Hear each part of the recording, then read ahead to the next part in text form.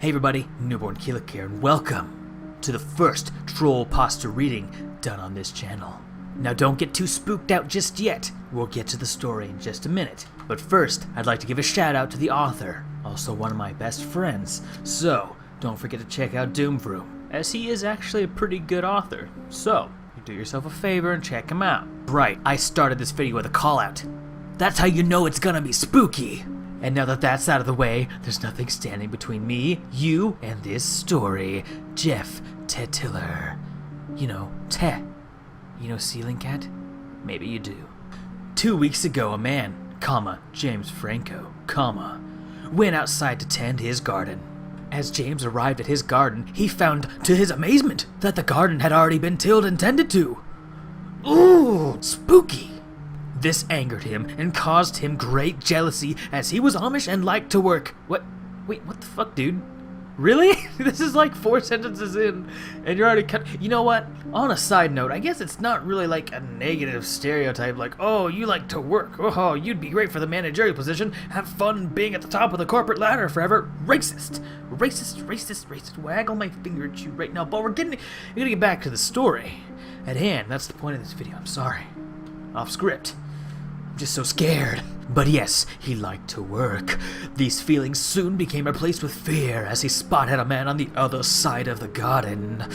Which honestly really isn't that surprising, because people tend to wander wherever they want. The man was garbed in a hoodie, he had no eyelids, that's the problem, I see.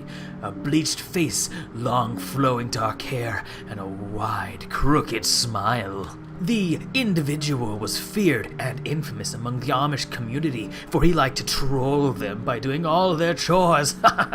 He was known as Jeff Tiller. Oh, it's a haunted garden implement. James Francis. Wait, what the fuck? James Francis? Whatever. James Francis, if that's your real name, and I don't think it is, shook his fist at Jeff Tiller for stealing his enjoyment by doing his work, But Jeff simply waved across from the other end of the garden and said 3 simple words. Get good, scrub. Now, James Franco, or Francis, or Franco, take your fucking pick at this point. I don't know who this guy is, do you? I don't know. But he became upset and began to shout some more, but stopped as Jeff Tiller picked up a tomato and gestured it in a threatening manner, which indicated he was going to throw it. Oh! In addition to the tomato threat, Jeff made a face at James. What? He just made a face? Like, what kind of... Oh, well, okay.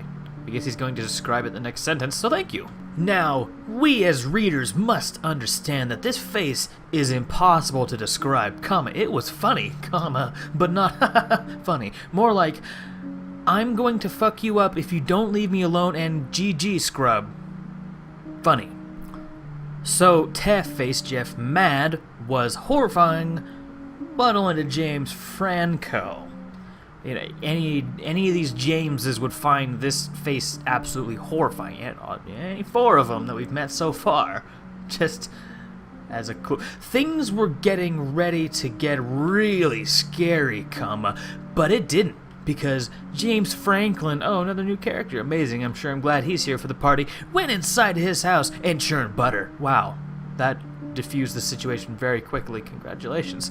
Which was good, apparently, because butter, I guess, is in a really high demand these days, and Jeff Tiller would have gotten his cousin Jeff the Killer to come and take care of that scrub. I have many questions, those will wait until after the story. If there's one thing to be learned, it is that life, L-I-E-F, is hard, and that Jeff Tiller is as serious a threat as drought to any who like to farm and do hard work. Guard your gardens, hide your soil. Jeff is here to toil. Ooh, that's the end of the story.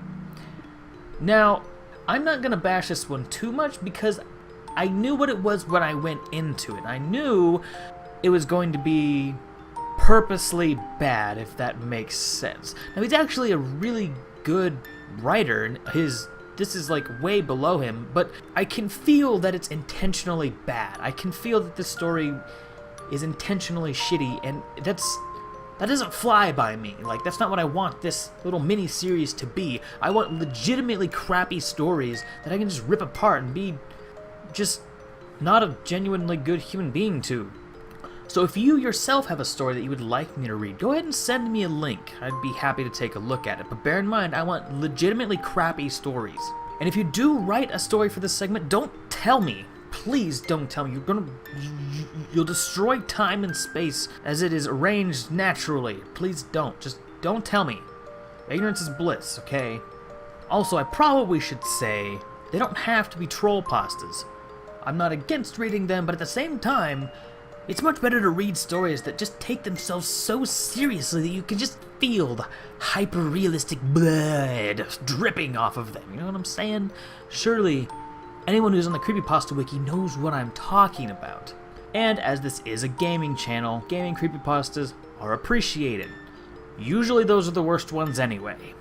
Anyway guys, thank you for watching. Don't forget to check out DOOMVROOM and his real pastas, not other troll pastas. I'll see you guys in the next one. I'm out. Boo!